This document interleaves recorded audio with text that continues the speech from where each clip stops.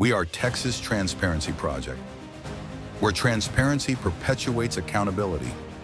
We are your source for local and state issues that affect each and every one of us, from our state legislature to the county commissioner's court, to school districts and city councils. Their actions affect all of us. Locally, rural farms are transitioning into suburban neighborhoods. Texas is growing. Property taxes are increasing. The future of Texas is being shaped. We offer data-driven and sourced information so you have the totality of information. Get involved, stay informed, and work with your neighbors. We are the Texas Transparency Project, where transparency perpetuates accountability. Hello, Johnson County. Welcome to this episode of the Texas Transparency Project, where we pull back the curtain on government and local politics that impact our lives. I'm your host, Greg Cooper, and this is our third episode after our long, much-needed summer break. Just to remind everyone, here at Texas Transparency Project, our goal is to facilitate long-format discussions to really dive into some of the complex topics that affect every citizen in Johnson County. Today, we're honored to host the Keene Independent School District Superintendent, Dr. Stevens. We're going to discuss Keene ISD, highlight some of their successes, discuss some of their challenges, and look into the future of Keene ISD. But most importantly, talk about the uniqueness and special qualities of Keene ISD, what it means to be a Charger. Before we introduce the superintendent of Keene ISD, we want to make sure that we recognize Apos Ranch and Outdoors. Apos Ranch and Outdoors is a trusted source for animal supply, feed, animal care, archery, and more. Apos Ranch and Outdoors follows a tradition of the Apos family of businesses founded by Mr. Fernando Rodriguez, a local legend here in the greater Cleburne area, where quality customer service and a commitment to improving the community come together. Apos' mission statement is to provide goods and services to their customers while creating a team approach to customer service and a commitment to continual improvement while actively supporting the community. Apos Ranch and Outdoors is located at 1501 North Main Street in Cleburne. That is 1501 North Main Street. And Apos Ranch and Outdoors can be reached via telephone at 817-666-1164. Once again, that is 817-666-1164. Apos Ranch and Outdoors serves all your Johnson County farm and ranch needs and more. Dr. Stevens, welcome to the Texas Transparency Project. Thank you for joining us. And how's the beginning of the year going so far? I'll tell you, it was fast and furious yesterday morning. I got out to the school about 7:05 just to greet and shake hands with the elementary kids. And that's the first day and the only day really we let parents walk them in to the classrooms. And so it was a ton of people. You could tell that the numbers were up just from looking. And it ended up being that way. But getting to shake about 300 kids' hands, a couple hundred parents' hands. And one of the cool things for me is to see those kids that recognize me as they walk up, that know about our handshake and are looking in the eyes and seeing their eyes light up as they stick their hands out was really a cool experience yesterday morning. That's awesome, man. Speaking of looking people in the eyes, we're going to talk about the uniqueness of the Keene 22 here in a few minutes. That's one of the Keene 22 that I think is pretty special. Yeah, we teaching do. some of that personal touch. So, as a superintendent, tell us about how you became a superintendent, your history and education, and your role that you play for Keene ISD. So, son of a Baptist minister. So, about every 6 years, we would move around during my lifetime, and so East Texas boy. Born and raised, was there forever, didn't think I'd ever leave. Got into teaching math and coaching at Diboll Junior High and Diboll High School down around Lufkin. While I was doing that, I got my master's that first 3 years. And the summer after my third year, a buddy of mine called and said, "Are you still looking to get into administration?" I was 25 years old. I just had a really good football team in junior high the year before. I was like, well, yeah, maybe. He said, well, assistant principal just resigned at the junior high. Well, about 30 minutes later, I was the assistant principal at the junior high. 9 months later, I was the junior high principal. And then 5 years later, I got my first high school principal job out in East Texas. I was high school principal at Mineola for 13 years. And in 2013, got the opportunity to come to Keene. I didn't know it at the time, but there was a little connection with me and some people in Keene just from some events that had happened in the past where, you know, we'd had a good relationship and a good exchange. And came here in 2013. I brought a junior girl, a freshman girl, and a seventh grade girl when I came, who are all now proud Charger alumni. And 13 years later, here we are. It was really cool yesterday and this morning. Well, yesterday morning I went in to talk to the high school, and the seniors, for the first time, if you were a Keene Charger your entire life, you have only been a Keene Charger with me as your superintendent. Oh, which how was special really is cool. that? Yeah. And I got to experience that in Mineola at 13 years, that my seniors, when my last year as high school principal, had only known me as high school principal their entire school lifetime. So 13 years at a place is a pretty special event. Well, hopefully Keene can hold on to you a little bit longer since you're in your 13th year now. I think that Keene's been doing real well under your leadership. Thank you. And speaking of your time as principal, I'm not to put you on the spot here, but you were recognized numerous times for having an exemplary school and also won an award as a principal. So you bring some good administrator roots to Keene, and I'm sure that helps you navigate the senior levels of administration, being the CEO of the district. Tell us a little bit of history about Keene. It's a unique district, and I'm going to read kind of the mission statement. I think this is special. Most school districts are pretty much very, very cut and dry, academic excellence and stuff like that. But you have a really personable touch here, and it's Keene ISD is family. And as a family, we are committed to providing our students big school opportunities in a small school environment. What makes this possible? Our desire and ability to know each student by name and need, and then be able to focus on that need every day. Tell us a little bit about why that's important to you and how you guys apply that at Keene. So when I got here about 13 years ago, great school. Wanda Smith was an amazing superintendent for, I think, 28 years total.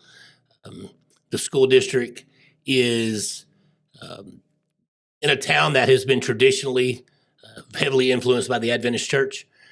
Up until 1988, it was K through 8, and all the graduates, 8th grade, came over here to Cleburne to go to high school. So when I got here, though, Miss Smith had been out for 2 or 3 years, and we were kind of struggling a little bit of where our new identity was going to be. When I came for that first day after I got hired, multiple times throughout that day, teachers would tell me, hey, this is the hidden gem of Johnson County. So I picked up real quick that people were really proud of what they were doing at Keene, and that Keene was really doing a great job, but nobody knew about it. I remember driving home and calling my dad and saying, hey, I know what my number one goal is, and that is to get the secret about Keene ISD out. So we really, when we got into that point of trying to create this new identity, we need to come up, what was our why? What was our mission? Why were we here? And if you ask anybody, even now, if you ask anybody, give one word that describes Keene ISD, without doubt, they're going to say family. It's just the word. It's part of what happens with our culture, with our marshallese. And so we had to come off of that family deal. What does that really mean? So we had a long time, 5, 6, 7 months of trying to come up with a mission statement. And one day, finally, somebody came in, and we kind of were taking, I think it's First Baptist Dallas that has the motto of reaching the world one soul at a time. We were like, okay, we like that thought.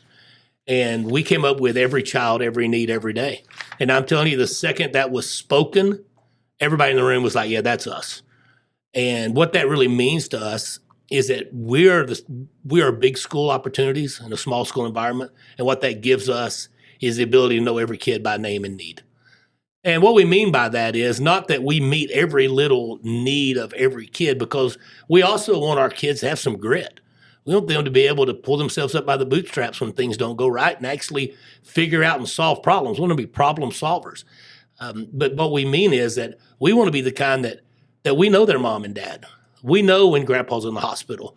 We know when their brother or sister went off to college. We know whenever they're living in a home that's maybe been repossessed, or where they're not eating well at night. And we just feel like that at Keene ISD, with our motto of every child, every need, every day, that we're able to really know those kids.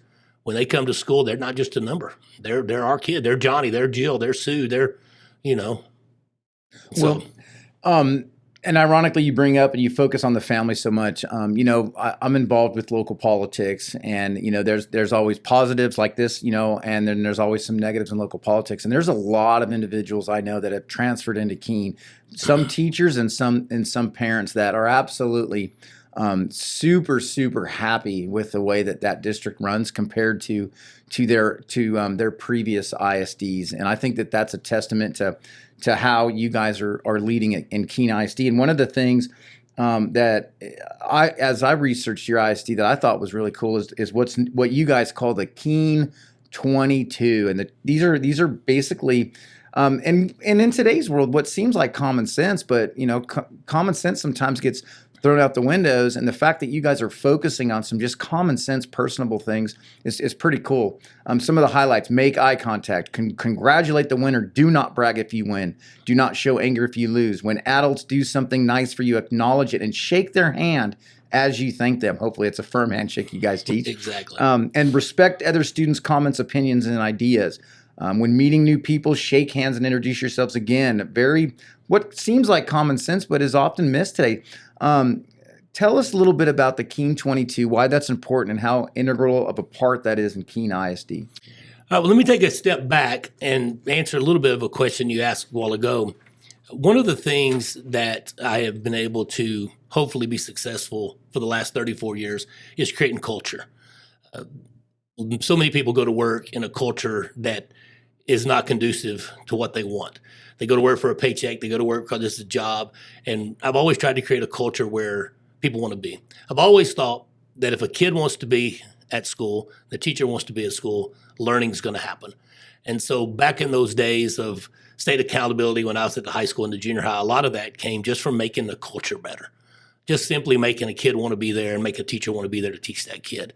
So when we came to Keene, that's been our big goal for the last 13 years, is creating that kind of culture where kids want to be there, where parents want their kids to come, where people in North Burleson or Crowley or Mansfield say, you know what, I'm going to drive 45 minutes to take my kid to Keene because that culture there is really good. And so whenever we started really building that culture, one of the very first things we had to come up to was what was our why. We talked about that a little while ago, that every child every need every day. But we also came into, okay, if that's our why, how is that going to look? And we decided that we needed to transform learning. How are we going to transform learning? And so many times, especially guys my age and your age, our schooling was go to school Monday, Tuesday, Wednesday, Thursday, and let the teacher tell us everything they know. And then on Friday, we sat down with a sheet of paper and we regurgitated everything we could remember. And if we could remember it well, we'd get an A. And if we didn't remember it well, we'd get something lower than an A. And that was learning to some degree. Now, a guy like me did well at that. I could remember enough to make decent grades and move on. But a lot of kids that were really smart, that wasn't a great way to teach them how to learn. So we decided about 10 years ago with what we call our Ignite mission. Our Ignite mission is we want our kids to become makers of learning and not just takers. We want them to be able to put their hands on it because we do believe that innovation begins in the mind. And when they create, it becomes a part of who they are. Just take any time that you're driving somewhere and an old song pops up on the radio and you catch yourself singing the words of a song you haven't heard in 20 years. You're like, well, how do I know those words still? Because somewhere back in the day, whether you were young or whatever, and you were at your friend's house, you listened to music, you were making those connections to how learning applies to life. And so we really started wanting to do that with this innovation, getting in the mind, making it, creating it, become a part of who they were. But the fifth bullet of our Ignite mission statement was we want to be globally competitive. Now, for a while, we just had that down as maybe number 5 because it's hard to be globally competitive when you're globally competing against Cleburne, Joshua, South Lake Carroll, Fort Worth, Mansfield, Japan, China. That's hard to do. But a few years ago, about 7-8 years ago, we realized that really the way to make our kids globally competitive is to teach them how to be better humans. Because within 3 or 4 months of going to college, going out in the workforce, you make up what you didn't get from those big schools. But it takes a lifetime to learn how to be a better human.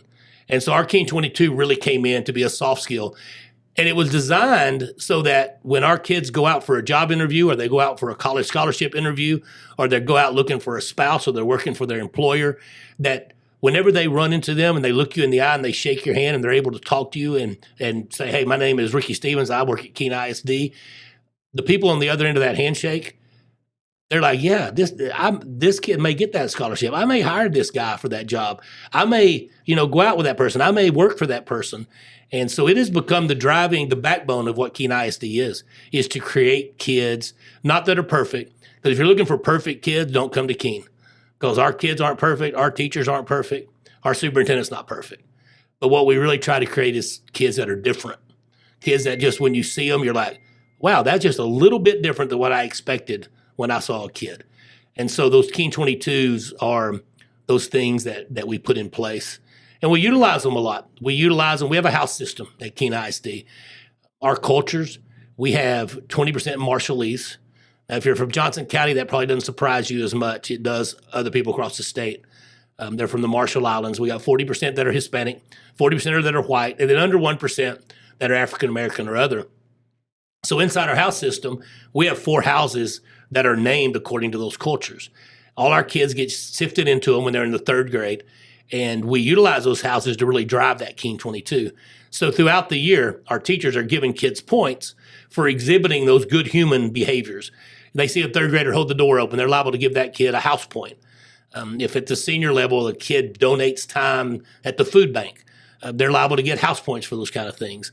And we keep those running throughout the year, and it kind of is a friendly competition that really drives the emphasis on those Keene 22. And there are multiple ones that are just amazing when you really dig into them. It's real easy to look at the Keene 22 and say, well, those are 3rd, 4th grade, 5th grade school rules. But they're really not, because when you think about what it means to look someone in the eye and shake their hand, what you're really telling that person is, I respect you. And when you look them in the eye, you're telling them, at this point in time, you're the most important thing in the world to me right now. A lot of times we'll talk to people and they'll be looking off, or they'll be looking at their watch, or they'll be looking at their phone. And what does that tell you? I'm not really that important to that person. But when we can teach these 3rd graders and 4th graders to look you in the eye when they're talking to you, we really create that respect and that importance. One of the ones that I like the best is we have stand up for your own beliefs. And then another one says to respect other people's opinions. Well, our 5th grade has a year-long event that culminates in the Great Debate, where 5 kids who have made it all the way through, from starting with 80-something down to 5, they get about 20 minutes to really debate real-life questions in front of our school board and others to become the grand champion or winner of that. And one of the things that Great Debate teaches our kids is to be able to argue without getting angry. In our culture, that is a huge thing. You deal a little bit with politics, and you know how that goes. It's like if you have a different political view from somebody, it's almost like you have to be angry with them and you have to hate them. And we're trying to teach our kids, hey, let's argue without anger and let's disagree without hatred. And I really believe that if our kids get through Keene ISD with just that skill, our world's a better place. Another one, our key number 22 is, above all things, be honest. We tell our kids, I told them this morning, the reason that's so important is the truth's a lot easier to remember. If you have a reputation and you have a knack at being honest, you're a better human. You're a better person. So you'll very seldom hear us talk a whole lot about test scores and state accountability. They're important. We follow them. My curriculum department tracks them hard. We try to increase them all the time. But you're going to hear a whole lot about the Keene 22 and the house system and us producing better humans when we go across that stage. Well, every ISD is responsible for teaching the TEKs. That's the bottom line. However, the other measurables are really important. And you're talking about looking people in their eyes, shaking their hands. I mean, that also shows a sense that they're confident in themselves and that they have basically they're not intimidated by the situation that they're in, and it's just this sense of self-confidence as well as the respect that you're talking about. I think that's awesome. I think that a lot of that respect is lost, and you're talking about the treat other people's opinions and views respectfully. A lot of people become absolutists and a lot of different stuff. And the minute we stop trying to learn from other sides, we run into potential problems. So I think it's really good that you're focusing on a lot of those interpersonable skills that are lost in today's screen worlds and online, where everybody's kind of isolated in their own little electronic bubble. But we're going to start talking into some of the challenges of Keene, and then segue into some of the district measurables. And some of the unique challenges you have specifically regarding footprint. So I'm going to put up a map here for the viewers to see. And as the viewers are looking at this, it's important that the blue dot in the center of this is for the most part Keene ISD. It's about, is it 4 square miles? Am I right? 4.2 square miles. 4.2 square miles. And to put that into perspective, you know, you're looking at, you know, Godley out to the northwest here. Burleson has two footprints with 2 high schools with that red and that kind of bluish gray in the middle. Alvarado's out east, you know, with that kind of olive drab green. You got Grandview southeast, Rio Vista south, and then Cleburne is that big swath there central to the southwest. You know, Godley ISD, to put in perspective, is 122 square miles of footprint. Keene is 4.2. I think that, and we're going to talk about some of the unique challenges and how you creatively have found ways to offer the students more opportunity. The reality of it is that the school funding system is based on attendance for maintaining and operating. And when you have a small footprint, you're kind of limited to the amount of students that you can bring in and the opportunities. And you guys have really creatively worked around that and solved that. Give us some input on how you guys are solving the challenges of having such a small footprint, and what that is bringing to Keene ISD and the opportunities you guys offer. Well, one thing to give you perspective of that 4.2 square miles, it's the 3rd smallest footprint in the state of Texas for a school district. So we are the 3rd smallest landmass district out of 1,200 in the entire state. And where that really becomes a challenge is a lot of the state money and some of the federal money is coming from your taxes. And the state money that comes from the taxes, when you're 4.2 square miles, it just makes sense. There's not a whole lot out there. In Keene ISD, we have very little industry. We were pumped up when Allsups came a year ago because that was the first big name brand place that had came in a while. Outside of my district now, but inside the city, we have Tractor Supply, so that's another big thing. So the smallness of the land area impacts the amount of money that we get. A lot of state money also comes from attendance, and one of the ways that we've been able to really offer opportunities is about 11 years ago, we opened up, maybe 12 years ago, we opened up our school to limited open enrollment. Now, a lot of schools have done that, and Keene had open enrollment before I got here, but there was a fee charged to it. When we opened enrollment at our school, our numbers went up tremendously on transfers. Now, it was very ironic how honest people got whenever we started letting it be free, because when you look at our footprint, just within a couple hundred yards, quarter mile of the school district, there are a ton of house developments that people would say they live in Keene. So what would happen, especially in the RV park, if you were on one side of the street, you were Keene. If you were on the other side, you were Cleburne. So for years, people that would come to Keene would just say they lived on the other side of the street. And so when we opened up enrollment, all of a sudden, a lot of people started changing their addresses because it didn't matter anymore. But we, right now, last year, we had 439 transfer kids out of 1,120. So over 40%.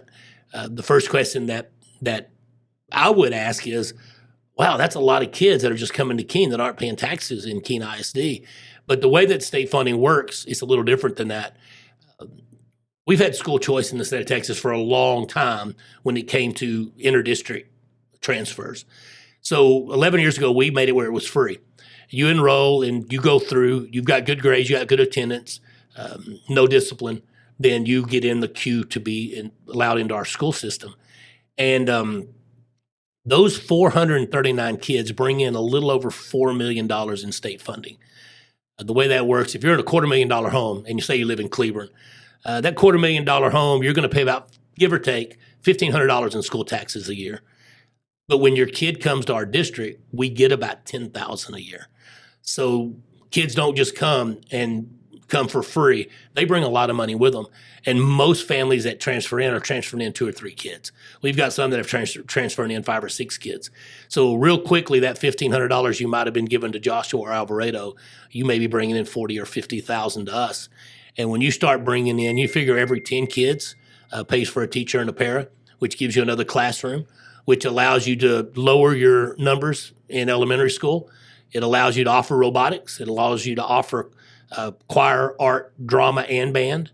And you say, well, isn't that what every school does? Well, when you get a little bit smaller than 3A, you start seeing schools that aren't able to offer all those things. So it's given us the opportunity to offer those big school opportunities and yet at the same time, knowing every child by name and need. So it's been really good for us as we grow, and I know we'll talk about this in a little bit, as we grow and we create these new educational spaces, we do think that our transfers will help pay for a lot of that on the day-to-day operating, because when you're getting that many kids that are bringing that much money, it really gives you opportunity to be even more than you might could have been. And you talk about some of the opportunities that kids have. You guys are going from 6-man to 11-man football this year. You talked about some of the band stuff and choir stuff, and but let's talk about the I'm going to use the term product, but the bottom line is public schools' goal is to prepare kids for their future, and as they move forward, either prepare them for further education, prepare them for the workforce, prepare them, for whatever choices that they're going to make to become a productive member of society. You guys in your career and technical education program, you guys are currently offering about 153 industry-based certifications and everything from animal science, applied agriculture, engineering, HVAC and sheet metal, digital communications, accounting and financial services, engineering foundations, robotics, diagnostic therapeutic services, culinary arts, cosmetology, software development. The list goes on and on. Law enforcement, welding, industrial maintenance, automotive. Is it fair to say that if you guys didn't take such a proactive approach to being inclusive and offering better opportunity to people outside of Keene, that you wouldn't be able to provide so much to your student body? And the reality of it is you're servicing Keene, but you guys are actually servicing a much greater area. So is it fair to say that the opportunities that Keene has because of these choices you guys have made has really made your district a lot more robust, preparing kids for the future? Absolutely. The school board about 3 years ago asked me to give them a look at what it would look like if we sent all the transfers home. Because one of the things when we try to go out for a school bond, one of the natural questions would be, if you're going to grow 400 kids in the next 3 years, so you need more classrooms, why don't you just send those 400 transfers home? A couple things with that. One is probably half those transfers are basically our kids. They're, like we said a while ago, they're right around the area. They go to our dollar store, they go to our church, they go to our OSSIPs now, those kind of things. But another thing is that at $4 million, you're cutting massive numbers of teachers and paras and programs. So I think for sure we're able to offer so many more opportunities because of the transfer kids that come in. Now, in true fairness, you're not going to walk into Keene ISD and be given a sheet and say, hey, choose one of these 137 CTE tracks, because we're prepared today to offer those. Big thanks to Hill College. Big thanks to SWAU. Big thanks to our counselors and the creative ways that they're able to put together those unique pathways for kids who need those. But the fact that we have the opportunity to reach out and get the HVAC from Hill College, to get the EMT from SWAU, to be able to get all of those, the culinary arts things, is a big testament to the fact that we're able to be a little bit bigger school opportunity-wise than our footprint or our enrollment would say. And another thing that's really impressive is you guys are doing this, and your taxpayers are actually paying a lot less taxes than neighboring districts. I'm going to put up on the screen here. Keene ISD, I'm going to throw Granbury out. I don't think it's fair to throw Granbury in here. They're a recapture district. They have a substantial property value wealth and sales tax for being a kind of a destination resort little community. But you and Grandview are head and shoulders above the rest of Johnson County, and how you've responsibly managed your tax rates. And so you're doing this without overcharging or without being anywhere near the upper level of taxes. How important is the fiscal responsibility piece? You work directly with the school board and with the senior administration. How important is it for you guys to do more with less in regards to this? Well, it's really a challenge at Keene, because if you go back to what we said a little while ago, our first graduating class was 1991. So our oldest alumni are just now in their early 50s. So like a lot of schools that have deep tradition with their alumni, we have gone decades without having that big alumni support where guys go out and make money, they make a career, and then they come back and they're willing to reinvest into Keene. We're just now starting to have those kind of people that are coming around.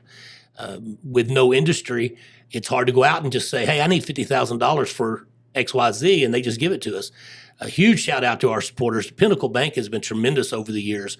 Oliver Technology has been tremendous over the years. We have a lot of people, but it's just small with it being Keene. So we've had to be very fiscally responsible. We really try to do a lot of things that are multi-use. I think I showed you when we met a few months ago, our football field is a perfect example of that. About 4 years ago, due to rain, our softball girls didn't get to practice one time for 14 days. We'd used the city fields. They didn't drain great at the time. And so if you're going to offer a program, you got to give kids at least a fighting chance. So our board said, hey, you need to find out what it's going to cost to build a softball field. Got a quote at $1.3 million for a softball field. We looked around and we were about to start football. So for a little under $1 million, we were able to take our football stadium, turf it for soccer, 6-man and 11-man football. But if you ever get a chance to go by there, if you even are watching, you want to go to Google Earth and look, in the far left corner, you'll see a big brown spot. Well, we put a softball field on the football field. We bought fencing that comes out in the fall or the spring that goes around it. And so for less than what we were quoted a softball field, we got a softball field, a soccer field, a football field, a place where Johnson County Homeschool comes out and uses tremendously. We have 3 or 4 huge homeschool track meets there. We host district meets, area meets. Our college has been rained out a couple times for soccer playoff games. They come and use our facility. So we were really able, because we're trying to use the taxpayer money as well as we can, have been able to provide an opportunity for the community to use our stuff. And we've always had that philosophy, especially during the last decade of growing, that everything we do, we try to look at it through the lens of how does this help Keene ISD and how does it help our surrounding community. Very few things that we have are ours. You can't touch them. I think it's been pretty obvious through the way we've used that private schools, homeschools, the university, the Marshall East community use our stuff because they are the taxpayers. They are the ones that are paying for it. And so anytime we get an opportunity to let them utilize those facilities, we really like to do that. And then when you come into fiscally responsible for the way that we use our money in the school district, our teachers do a lot of great things with less. Now, we do try to pay our teachers and our administrators a wage that keeps them at Keene, because we did over the years, you do realize sometimes $5,000-$6,000 does matter. Sometimes you will go to another school that's rougher or not as good because you just simply need a car payment. So even though guys like us in Grandview and the smaller schools still have a hard time keeping up, we do try to do those little things that enhance, especially our runners, our best of our best. We try to take care of them so that they love coming to work and they're able to stay with us. Well, and work culture is huge. And you talked a little bit about, how you're opening up your facilities to homeschool groups and other groups. My kids participate in JCSA football, and they do track and cross country. And we've used Keene numerous times for practice and meets, and we've gone to some of those huge meets. And I'm really appreciative to you can usually find an elementary school that they'll let you use, but a big high school with the full on track and all that. It's very nice to have a place so local that we can use. And it's much appreciated. And it's good to see that you guys are doing that. And so we're talking about some of the challenges here, and we're gonna we're pivoting off the tax rates, but I also want to talk about the debt that because the bottom line is you guys are considering a bond here, and we're going to get to that, but we want to talk about where you guys are at now. So you guys are the second lowest tax rate in Johnson County, but as you can see here, you guys are carrying the lowest debt for Johnson County at about $9,000 per student. So the graph on the left for the viewers at home, that is the demographically most similar districts, and you guys are at the lower end of the debt per ADA. And then in Johnson County, you guys are carrying the least amount of debt in Johnson County. And so why is debt per ADA important? Well, because what you build with debt, you have to maintain and operate with your taxes. And you guys have really managed a lower tax rate, and you also are carrying a lot less debt per student. And I think that's another testament. You guys are covering both spectrums of fiscal responsibility, and I think that's great. But the bottom line is, you guys are getting ready to ask your school board to potentially ask the community to consider investing in the future and to do some expansions and some upgrades. Tell us a little bit about what led to this decision and how you're creatively solving some of the growth problems and managing some of the difficulties with asking your community to assess some cost and the benefits that Keene will get out of the decisions you guys are asking the community to make. Right before COVID, the property behind the school was purchased and was going to put in 300 homes. About 3 years, right around COVID, I think Bristol Oaks subdivision just 2 blocks away opened with 100. And then right now over behind City Hall, there's a subdivision that's going to open with about 100, 114 homes. So we brought in Zonda about 5 years ago and said, okay, what's this going to do growth-wise? They did a lot of evaluation, and they told us about 0.61 kids per home. So if you do the math on that with 400 or 500 homes, you end up getting about 243, 245 kids that we can expect with normal growth of those homes. If you divide that evenly out over 13 grades, which they will never fall that evenly, but it's about 19 kids per grade level. That's about a classroom per grade. So the district needs about 13 classrooms. With that would come probably 13 new teachers, 5 or 6 new aides, maybe some specialists here or there. But remember, 240 kids is going to bring you a little over $2.5 million in state funding. So really not an issue on the day-to-day operating of that kind of growth. But the problem is right now, if you need to put something in a closet, you're not going to find a closet at Keene Elementary. They are booked up. We had to actually add Friday, the day before school, we had to add a new pre-K class. So we had to go in and move one specialist out, create a new pre-K room, and then immediately we're almost able to fill it completely. So we need those sizes. So the first thing we started looking at, I think COVID hit. So COVID hit and it stopped everything. So we actually were thinking about and making plans back 4 or 5 years ago to build a new school. So during that time, we actually put a little committee together. We got our design build team together, and we put together a beautiful high school on the hill right looking over the football field.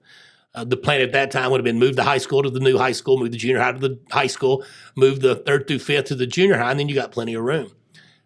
We knew that our gap, and I know you talked with Terry Basham about the gap in the last podcast. You only have a certain amount of debt you can have in a school district, and ours is about $21 million. So we had this high school built, and 5 years ago, it looked like it could come in around 19, 20 million, maybe 25 million. But over 5 years with what happened after COVID, that's almost a $50 million building now.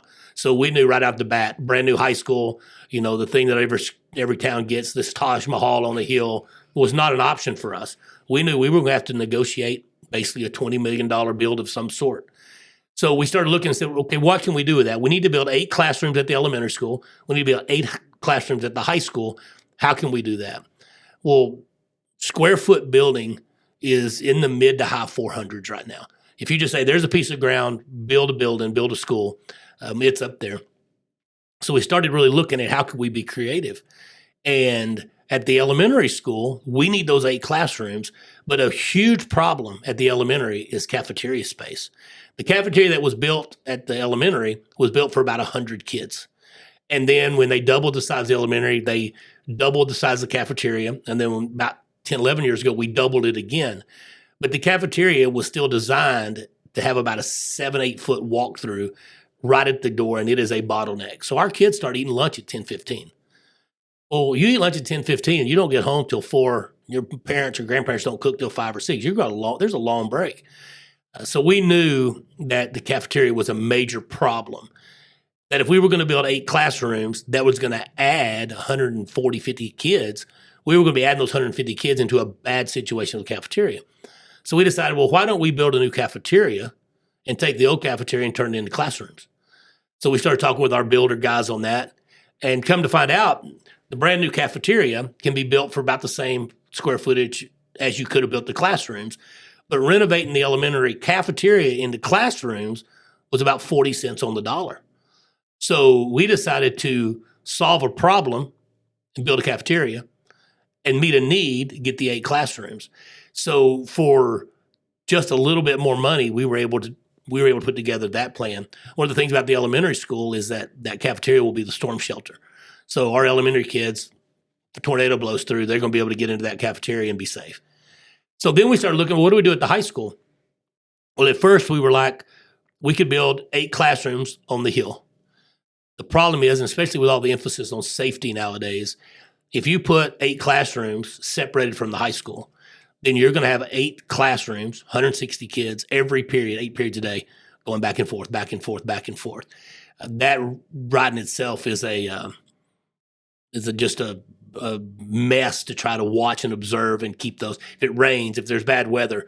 So we started thinking, well, one of our problems, and this is not a problem just of Keene, this is a problem in Keene, the city, is there's nowhere really for a bunch of people to come together and have any kind of a get-together, have a graduation, have a concert, have a political rally, have anything. Now, I say that knowing full and well that the college is amazing in their gym, that they have a drop of a hat, they've put together amazing graduations for us. But there's a lot of work that they have to do to go into that. And we need to create something our community can use for big events. If you've ever gone to one of our fine art concerts, you go into the cafeteria. We have a little partial stage in there, and it's loud. And it's kind of like, I've told people, it's kind of like going to church in the sanctuary or going to church in the gym. Sanctuary, you have a reverence. There's a feeling of it. You go in the gym, people are running around in the back, kids will be moving around. And so when you come in acoustically challenged, very much so. And so when you come in to that cafetorium to hear our kids, it's not very good. And yet our kids are busting their tail every day. Our band has gone from non-existent a decade ago to marching, to having about 12 kids that would come to some of the first 6-man games just to play the fight song, to marching on the field this year, I think 55 kids. So our band has just exploded in number. Our choir has always been amazing. The national anthem they sing is great. You start looking at our theater art department. If you're out there and you're listening and you remember 5 years ago that we did the It Is Well With Your Soul play, we're bringing that back this year. Amazing story about the writing of that. But where do they go? So when that play 5 years ago was so well received that we wanted to have it in a real auditorium. Swallow was awesome to let us use their auditorium, but it only holds like 250 people. So it was still packed out. So we figured, okay, if we have the need of these classrooms and we have a problem of not having anywhere to gather, let's go up on the hill and let's build a gymnatorium. So we're going to build a gymnatorium on that hill, which is going to have a full-size stage on one end of it. And on the other end is going to have movable bleachers so you can actually pull those bleachers in and out to get you an intimate feel. Now, I've told people it's not going to be the acoustics of Bass Hall. And it's not going to be the loudness for athletics of our gym. It's going to be a middle road, but it's going to be so much better. And we think the bleachers will hold right at 1,000, 850, I think. But you throw chairs on there, and our community could bring 1,500 people in a drop of a hat. Then we go into the junior high gym. But we're not adding a gym. We go to the junior high gym, and we're going to renovate that. We're going to turn it into a band hall and 8 classrooms. And we get that same kind of thing. The gym, about $470 a square foot. This renovation, about $180 a square foot. So we solved the problem of a cafeteria, and we solved the problem of nowhere to bring kids together.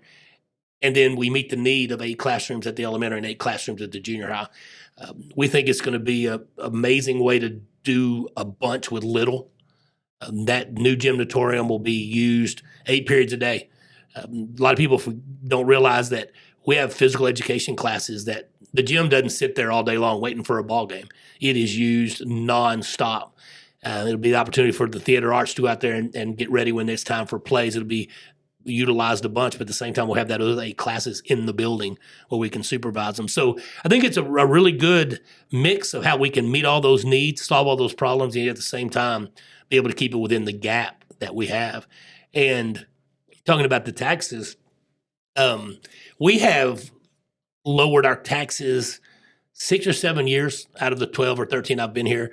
Now, a couple of those were from the compression, so we really don't get credit for those. But there's been 5 or 6 times, and every single time I've ever lowered them, I've gone to the Chamber of Commerce in my little speech, and I've said, hey, we're lowering your taxes, but remember one day, might have to ask for some of this back. And I think that time has come. I think our board on Monday, once we present everything to them, I think they're going to probably say, yes, we need to try to go build those classrooms. The build out on that's about 3 years before you'd be totally in all of them.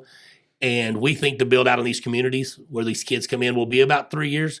So we're trying to stay ahead of it so that we don't look up all of a sudden and having to bring in portables because we weren't prepared.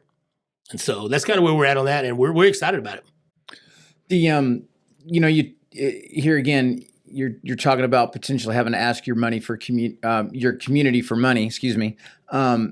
People need to remember that you guys are at the bottom end of the tax rate, and you're at the bottom end of debt. And a lot of districts take different approaches. Some try to max the tax rates out and keep them high, and other ones extend tax relief to their citizens as they can, which Keene has done. I sat down with Superintendent Basham, and they have done that too. They have, and people need to remember if you're either being overtaxed or taxed appropriately. And when you're taxed appropriately, when you incur costs, there's going to be a temporary kind of pause with like, let's take a look at this. But everybody does need to remember that you guys have kept the tax rate where it should be, only taxing the citizens at what you guys need to tax them at, not artificially inflating that.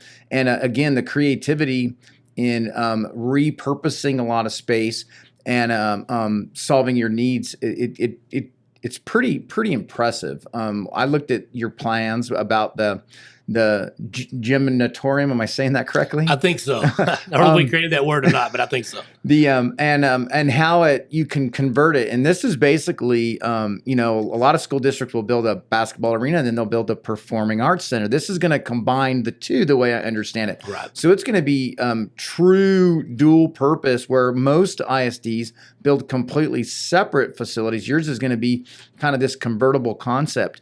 And I think that's super creative in the design and the repurposing space. I'm always a fan of that. And so we've talked about the fiscal responsibility. We've talked about the approach to how you're expanding with the repurposing. But let's talk about some of the measurables, because I think it's important. When you're asking the community to trust you regarding incurring some debt and increasing some of the burden the community plays to trust the ISD to do what's best. You need to look at, are they producing a good, I'm going to use the term product again. That's kind of a harsh term, but are you preparing kids for the real world? We talked about some of the immeasurables, the Keene 22, and the important life skills that you guys teach. But let's look at some of the academics. So this is 2023 accountability rings. Those are the most recent released due to some outside issues that Keene's not involved in. But it shows that you guys are fourth, but you're really tied for, you're right at Joshua and Burleson for second in the county for academics. So you guys are producing students that are a lot more prepared compared to most of the districts in Johnson County. And then as we go through here, this is where you guys are ranking. You guys are above the region and state averages. The blue line is Keene. So you can see where you guys pick it up really quickly to go above your region 11. That's 77 school districts. And the state averages in pretty much every single category. And then here's the social studies and science and the end of courses, which is what you're preparing students for. So you guys are doing really good with your fiscal responsibility, your creativity in your build, and the product you guys are putting out. I think that's a trifecta for being the right time to ask the community to consider this. Tell us about how you view this, and is this well received in the community? And here again, I think the STAR test, everybody, a lot of this is based on the STAR test. Right. Everybody wants to get rid of that, but it's the 1,000-pound gorilla that school districts, they're they have to answer for it. And you guys do a really, really good job. You guys should be proud of yourselves with that. So talk to us a little bit about how you guys approach academics and juggling that, preparing, for the entire package, and then still making sure that you're accountable to what the state requires. Well, you're never going to see more disappointing look on the faces until you see some of our administrators when they're not perfect. They are so determined. Our teachers are so determined to be better than they were yesterday.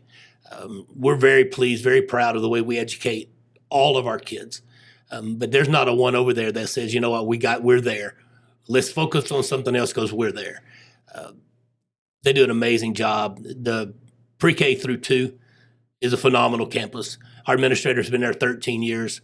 They do some amazing things with our kids. One of the things that me and you've never talked about, I don't think, is we started a daycare 2 years ago that now almost has 60 kids in it.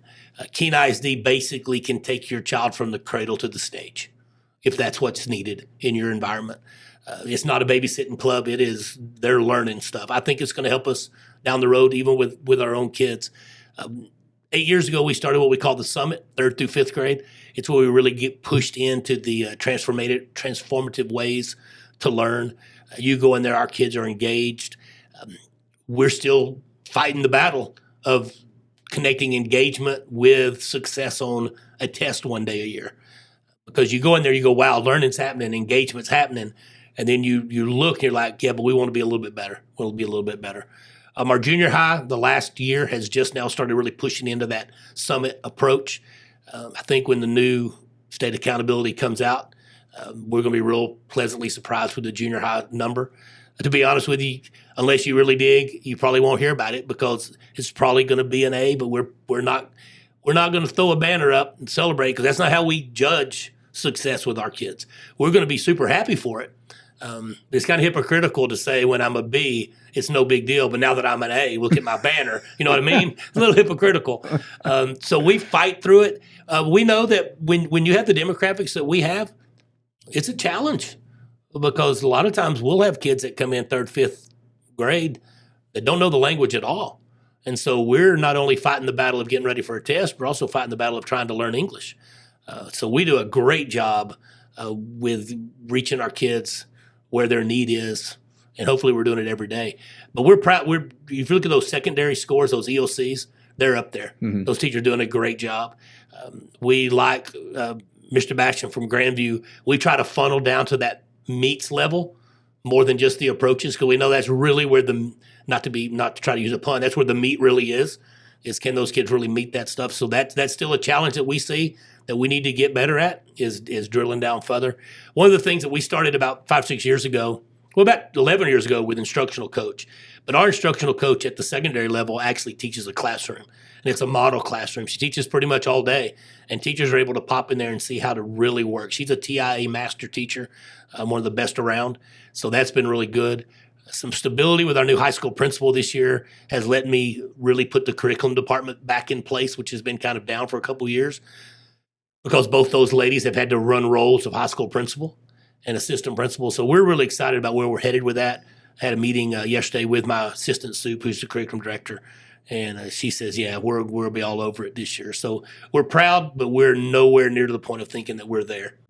Well, I think you guys, check all the boxes to where you guys have really earned the trust of the community for them to seriously consider helping Keene move forward with your plans. That's the first thing is, has an ISD, has the administration, the school board, the way that they're directing the district and overseeing it.